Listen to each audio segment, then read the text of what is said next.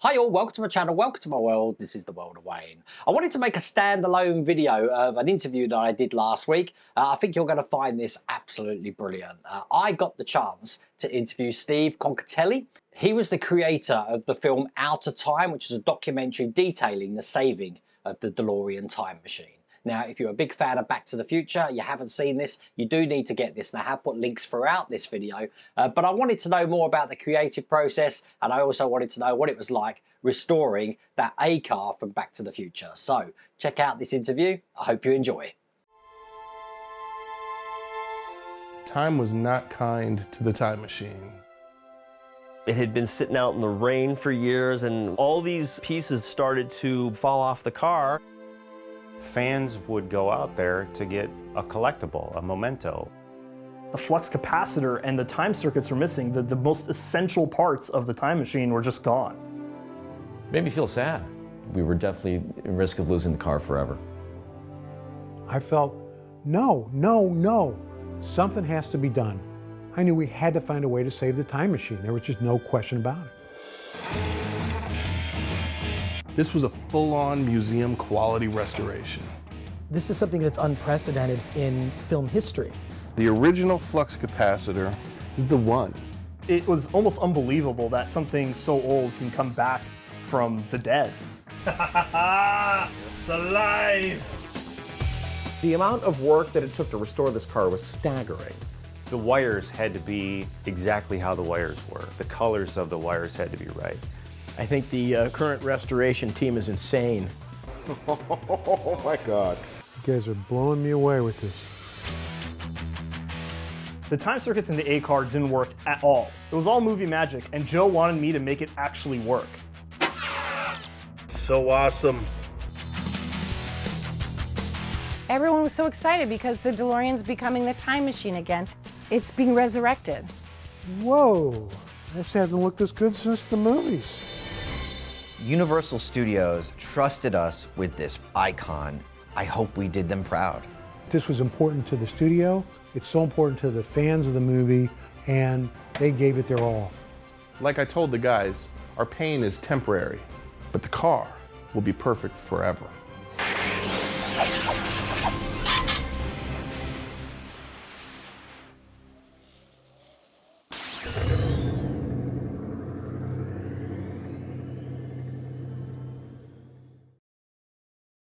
As promised, everyone, I'm here with Steve Concotelli, who was let me get this right, you're the writer, director, editor, producer, and you even created the SFX for the Outatime restoration of the DeLorean film. I did. It's much easier to just say that I created the movie. Yeah. Yeah, I think that's probably best, all in one shell there. Now, what inspired you to actually start this? Because I'm guessing, looking at the posters behind you there, you've been a big fan of Back to the Future. A huge fan. I've been a Back to the Future fan. I was old enough to actually see it in theaters when it came out. And, it really started a couple of years before with the restoration of the Ecto. And I don't know how familiar you are with the Ecto, but, the Ecto underwent a restoration, I think in '07 for the video game.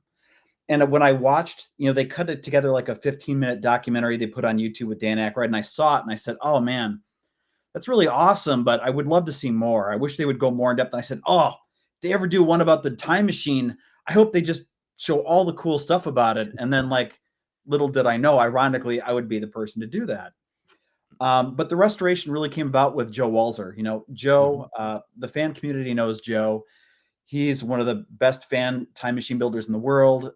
He produced the 2010 We're Going Back celebration. And so when Bob wanted the time machine restored, he went to Joe. And then when Joe assembled his team of the best time machine builders, he found the best time machine builders, but then me. And I wasn't the time machine builder at all. But I come from a documentary film background. And so I said, hey, here's my chance to make this amazing, or hopefully amazing, documentary about the restoration of the time machine.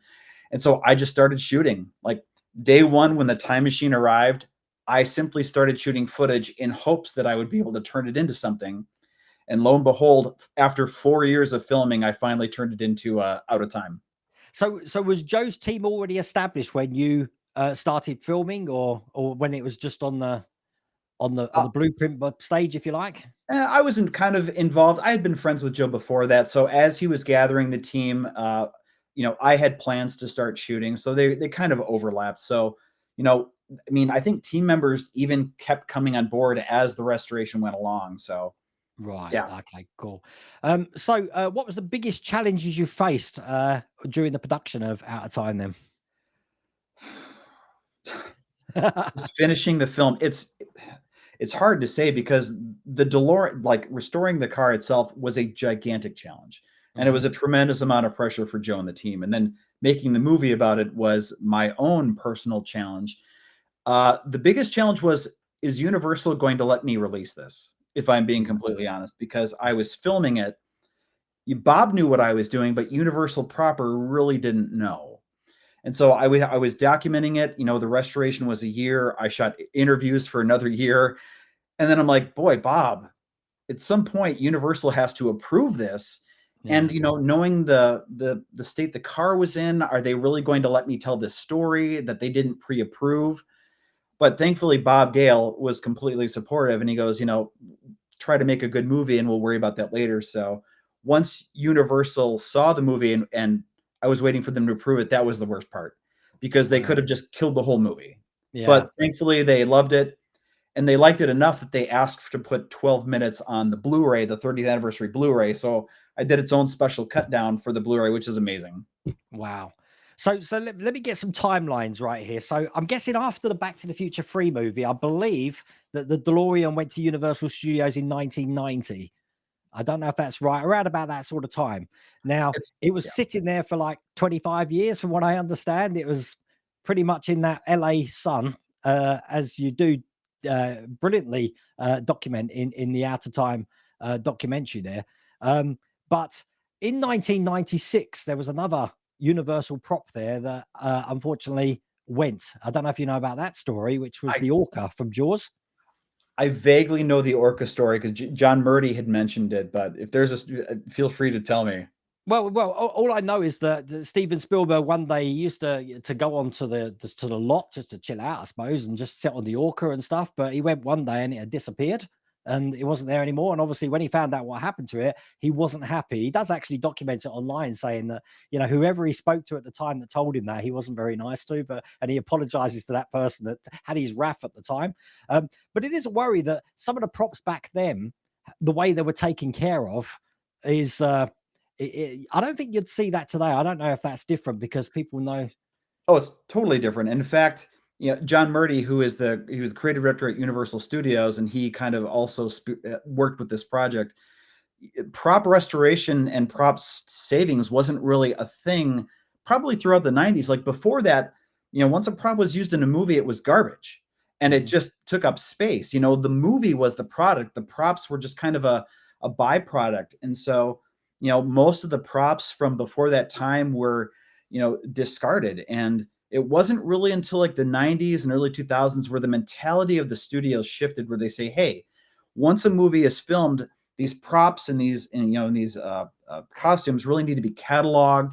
They need to be preserved. They need to be saved. They need to be displayed because fans want to see those as well. So, and now, like anytime, any prop that comes off the film now is cataloged, it's inventoried, it's saved, it's kept. And so I don't think you're ever going to have those things again. Yeah. So what was the initial reaction for the team and yourself seeing the DeLorean in its state in the first time? I mean, we knew what the time machine was. We know what the state it was in because we had all been visiting it constantly. It was not a surprise to us because we were the ones going onto the lot and seeing the time machine for ourselves. I mean, I know Joe and the team had been advocating for the time machine to be restored for years. And so it wasn't a surprise. It's still disheartening. Yeah. But, when they got a hold of the time machine, I think it was relief that now it was finally going to have a chance to, to have it restored.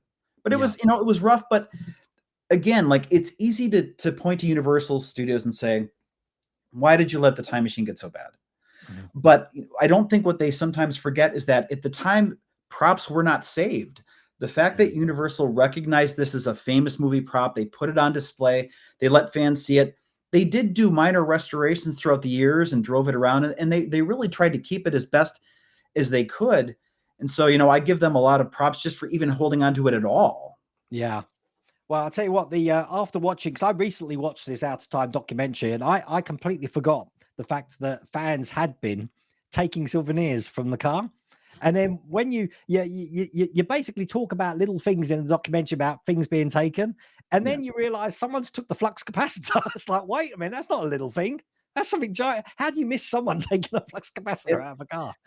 Yeah, see, these stories, you got to be careful because there's kind of urban legend and then there's the reality, and usually, there's a little bit of overlap where Universal, like, parts were falling off the car. Yeah. And whether they were on the ground or they were in a box, a fan comes along and say, if I don't take this and keep it safe, this box is going to get thrown out because it looks like garbage. So are they in the right for trying to preserve something, or are they in the wrong for taking something? And that's kind of that moral middle ground, and yeah, I tend to go pretty easy on fans that took stuff, because when the restoration came along and Bob and Joe called all the fans to get the pieces back, they sent them back because they did. Yeah. Yeah. They wanted the car to be restored and they wanted the pieces to be cherished and loved and respected. And when they knew that's what was happening, they were happy to give their parts back. So, yes, fans took parts off the car as souvenirs. I get that, but I go very easy on that. I think one important thing during this restoration, and you documented this as well, is how much they wanted to keep the original parts of the car rather than get new parts from DeLorean and add them on. I'm guessing quite a lot of that car is still original. Yeah. And fans ask Joe this all the time, how much of the car is original, what percentage? And the fact is, as much of the car that could be saved as possible, we saved. And that was down to the screws, down to the individual wires and the looms. Like, every single piece that came off the car was inspected, analyzed. If it could be cleaned up, repaired, restored, and put back on the car, it was everything. And so, as much of that car is original to the time machine as possible. Wow. Well, that probably leads me on to what I was talking about to you earlier about this. It may be an urban legend, but I'm sure Joe Walser told me this. Okay. Okay. But the front left wing of the DeLorean apparently is one of the most rarest parts of the DeLorean cars, because obviously DeLorean had a backlog of parts, and you could probably build how many endless amounts of DeLorean from the amount of parts they had. But that front left wing was pretty hard to come by, because from what I understand, they didn't have the original die for it to mold the wing. It disappeared. And then from what I understand, that wing, that die, was found as an anchor for a net. So they've actually got it back now. And I've checked this up online, and it does say about that. And Joe says the reason that part, which is a really rare part of the car, was so important, was why they put it in issue 1 of the I didn't know that. Like, I definitely know about the left front fender in DeLorean fandom. Like, yes, left front fenders are the most expensive part. You don't, because that's the part that gets damaged the most easily, and so it's hard to come by. But I didn't know that's why it was in the first part. See, Joe knows everything. Joe knows everything about time machines. For little things like that. I still remember that after all these years. I mean, last time I spoke to Joe, it was like, oh God, we're coming on near 10 years. Can you believe that? It's almost 10 years. That's hard to believe. Time's flying. See, whenever I think of the buildup and I think of Joe, they coordinated with Joe to make sure the model was as accurate as possible. And he insisted that when he looked at it, like, the tire treads weren't right. He goes, nope, the tire treads need to be accurate DeLorean treads. And he made sure they were correct. So, like, even down to the tire treads are correct. And I love that, because it's the most Joe thing ever, is like, details that nobody else would notice are the first things he notices. He goes, no, fix that. And I love that. So did they have a deadline? Was it that 1 year that they had to get it done, or did they have? That's a good question. They did have a deadline. There was a day that Universal was coming to pick up the car. And yes, in the course of the documentary, I kind of build up to that deadline. I mean, I will say, like, I don't know if it was one deadline or if it was like what it was, but I can say though that the ending of the documentary where they're putting the finishing touches on the car, it truly was that last night. Like, the last night they're trying to button it up, trying to race the deadline because Universal's coming to pick it up. They did. I wish I could have been there for the pickup, but I wasn't, because it was a weekday and we all had to work. And so, but yeah, I mean, it was down to the wire. So yeah. Ah, excellent. And can you share a memorable moment or triumph from the restoration process that you captured on film? a triumph from the restoration itself. There were so many small moments. I can think of so many more moments of defeat. Yeah, I can believe that big time. Like when I think of the restoration, I think of all those really challenging moments of just absolute frustration and defeat when you have to like, nope, take that off again. No, take it off again. There were plenty of those, but the moments of, how did you phrase it? Like victory? Yeah. Achievement. Achievement. It's actually when something famous would go on, like the part that always comes to mind is when Ara installed the time circuits for the first time and he test fit them. Now, in the real time machine, the time circuits didn't function. You know, like that was all done in post production. And so when Joe had Ara build the time circuits, they functioned correctly. And so he mocked up the time circuits, and Joe and Ara sit there and he flipped the switch, and by God, they came on with the little sound effect. And you're like, oh my God, that's the first time these have ever worked in the car. And you just have these moments of surrealness where you're like, Michael J. Fox sat here and saw this, and it blows your mind. So those are the moments I tend to think of, just like they just make you smile. Excellent. And what were some of the technical difficulties in restoring a piece of film history like the DeLorean, and how did you capture those on camera? Now, see, as you're getting into the restoration, that's much more of a Joe and the restoration team, because they will tell you that, Steve, I only videotaped it. I wasn't allowed to touch the car a whole lot because I was not a technical expert in props at the time. I mean, I helped. Film it without getting in the way, I guess the question is. Say that again? How would you film it without getting in the way, though? If, I was always in the way. I was constantly in the way. You can't avoid it. In fact, you know, like most of us had jobs, and so I would film on the weekends. So I would tell Joe, like, don't do anything interesting during the week. Save it for the weekends. And he's just like, yeah, that's really convenient, Steve. Well, you know, don't take the panels off to the weekend. Don't put the stuff onto the weekend. But so I was constantly in the way. Sorry, I totally forgot your actual question. Yeah, I was just saying about how you basically filmed and how you kept it going without getting in the way, because you know, because you're already there at certain times when they're actually doing some of these restorations, and you might appear at a time when not really much is happening, but when something is happening, you want to get in there, I'm guessing, to get that footage. And and I'll tell you, the truth is, after a couple months, they just got used to me. They got used to me being there, used to me asking questions, and then I was just kind of one of the team, so it got a lot easier. But you're right. Like, the problem when you shoot a documentary, especially over the course of the restoration, which was a year, is you're never sure what you're going to get or what you're going to need. So you just have to shoot it all. Yeah. And so I think by the time I was finished, I think we had like 50, 60, 70 hours just of restoration footage for like a featured documentary. Yeah. So it was a lot of extra footage of just guys working on the car. Well, you just answered my next questions, because I was going to say, how do you balance the technical process of them doing the restoration with footage to keep viewer engagement, so to speak? So it's all in the editing. Argue that I do it poorly. No, it's like once I got into the post-production phase and I did the interviews, then it was just a matter of like, how do we accurately tell the story? And when I did the documentary, the big thing that I wanted to do, keeping the Ecto documentary in mind, is I wanted to tell the story accurately. Like, I wanted to give fans the feeling of what it was like to actually be there. Because, you know, when you do these kind of featurettes for studios, it's very easy to gloss over. Everything was great, and we were all friends, and this was so smooth, you know, and the reality is not that. Yeah. And so what I really wanted to show was the real process of the struggle and the experimentation and the success and the failure and the success and the failure. And, you know, Joe had some concerns about that because he didn't want to give the impression that the team was indecisive or that they didn't know what they were doing.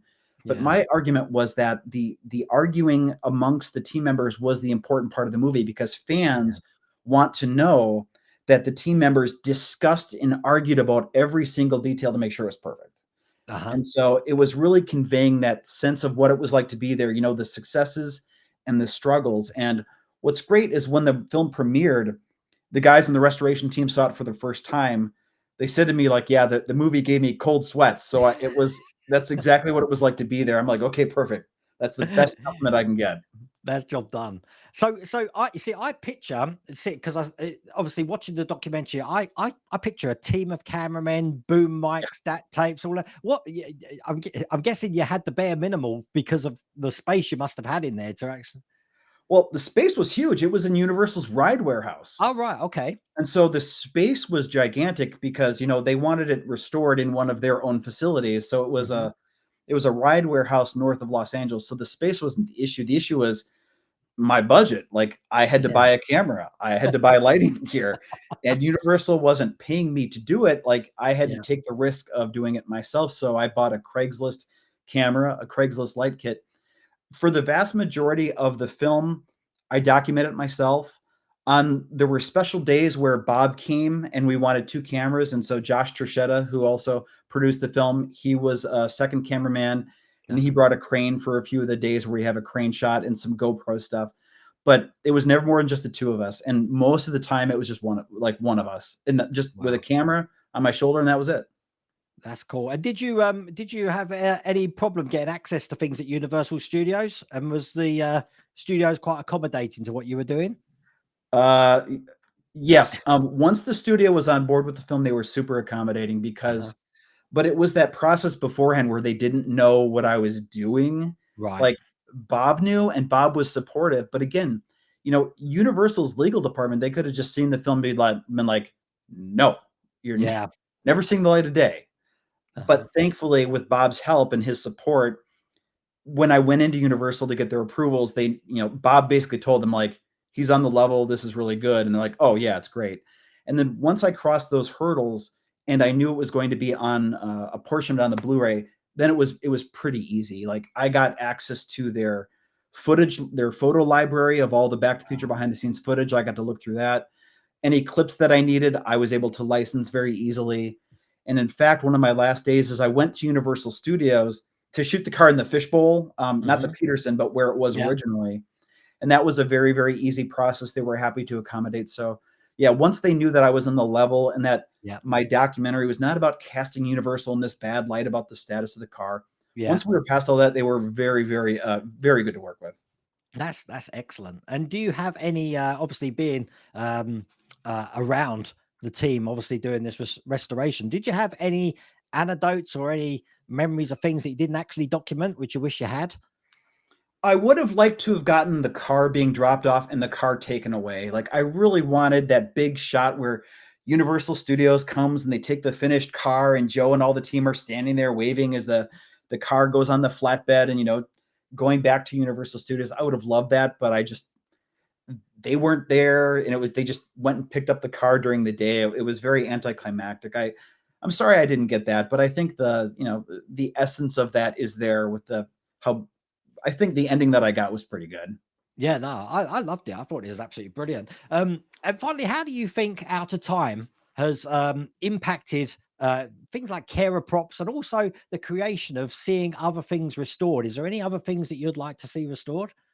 Oh, I'll tell you, I would have loved to have seen the Ecto 1A restored. And the 1A was the sequel car. And I had some discussions about possibly documenting the process. Wow. But before I got a chance to really take off, they turned the Ecto 1A into the Afterlife Ecto. And so they didn't need to restore it. But even then, like a time machine restoration of the A car is very different because you're in the car and you know all the bits of the car. Whereas in the Ecto, I'm a huge Ghostbusters fan, but I struggle to tell you what the inside of the Ecto is. Yeah.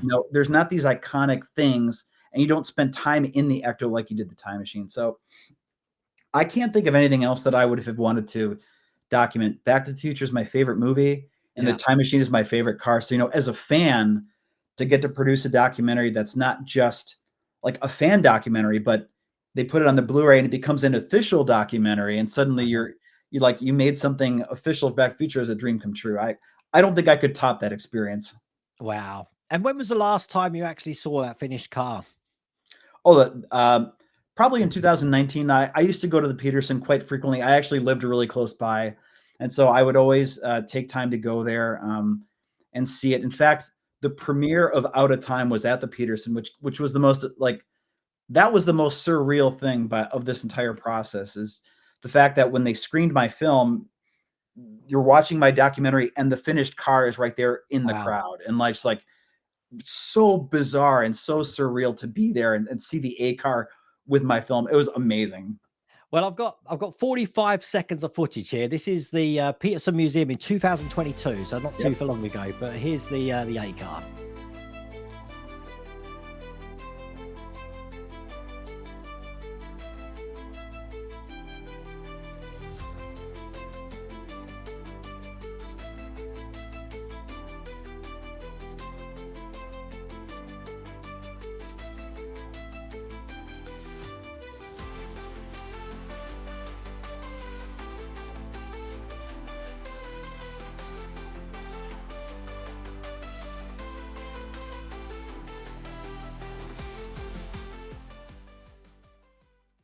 Oh, I'm telling you, Steve, I was emotional when I saw that for the first time. It was crazy, absolutely crazy. I get emotional about it still seeing it. It's hard to believe that's the same car. Oh, bless. But people, if you haven't seen the Outatime Restoring the DeLorean film, it's available on Blu-ray, DVD, and Vimeo, and I have put a link in the video description. There's also a QR code on the screen. But Steve, thank you for joining me today. It's been brilliant. Absolutely. You're welcome. Brilliant. And I want to point out, by the way, the Blu-rays and DVDs are region free, because I always get everybody overseas is always asking, can I play them? They're all region free. And whether you order it through Amazon or through my store, it's still me. You're still buying them from me. So Steve, thank you very much. oh, it's been wonderful. Thank you so much. I appreciate it.